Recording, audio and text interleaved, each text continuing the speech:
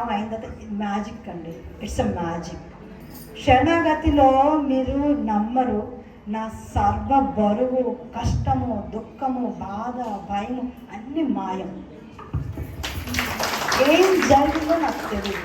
దీక్ష అంటే ఏం చేశారో తెలీదు, ఏం జరిగిందో తెలీదు, ఎలా జరిగిందో తెలియదు. ఆయన అక్కడ హైదరాబాద్లో ఉన్నాను, నేను ఇక్కడ ఎక్కడో ఉన్నాను.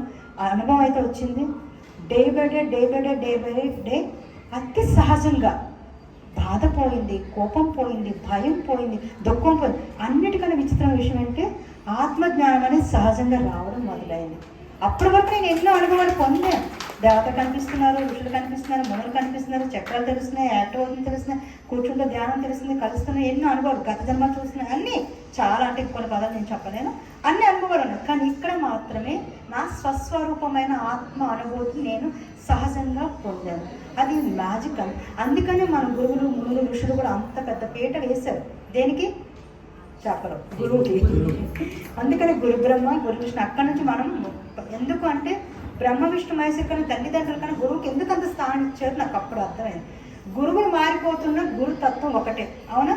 మీ ఇంట్లో స్టవ్ వెలిగిస్తే మా ఇంట్లో స్టవ్ వెలిగిస్తే మారిపోతుంది. స్టవ్ వేరు, మ్యాచ్ బాక్స్ వేరు, ఏదో పుష్ప బ్రాండ్ కూడా వచ్చింది ఇప్పుడు, కానీ ఫైర్ ఒకటే. అవునా? అదేవిధంగా యుగాల నుంచి వస్తున్న గురువు ద్వారా వచ్చే శక్తి జాగన్న ఆ గురుతత్వము అది ఎప్పుడు అలాగే ఉంటుంది.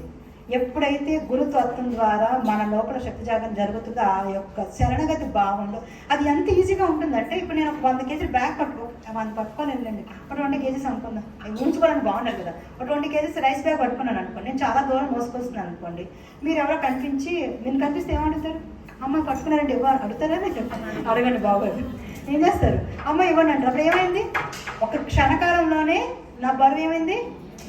ఆ చేతులకు మాయమైపోయి వెళ్ళిపోయింది. నేను ఇప్పుడు పెన్నడైతే నా చేతిలో నాకు వెళ్ళిపోయి నా చేతిలో ఉంటుందా? ఉండదు. అంత సహజంగా నా కర్మలు, ఎన్ని కర్మలు అండి? కోటాను కోట్ల కర్మలు. గురువు ఒకటే మాట చెప్పాడు, నీ కర్మలన్నీ నా పాదం మీద పడాయి. ఎవరిస్తారండి? పరమాత్ముడు కూడా ఇవ్వలేదు నాకు. ఆ భరోసా పరమాత్ముడు ఇవ్వలేదు, పురాణాలు ఇవ్వలేదు, ఎవరు ఇవ్వలేదు. నా గురువు ఇచ్చాడు. ఏమిచ్చాడు? నీ కర్మలని నా మీద పాదం వదిలే, నువ్వు జ్ఞానం నేర్చుకో, ఆనందంగా ఉంటూ పరమాత్మ చేరుకోను. మన వేదాల్లో ఉన్నదంతా కూడా పరమాత్మని ఎలా చేరుకోవాలన్న విషయం మాత్రమే. మనకు చాలా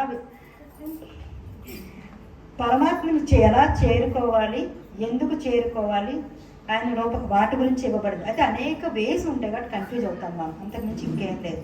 క్లియర్ అండి? నేను కొంచెం డీప్ టాపిక్లోకి వెళ్ళే ముందు ఇప్పటివరకు అడిగిందని డౌట్లు అడుగుతాను. ఇంకా అదే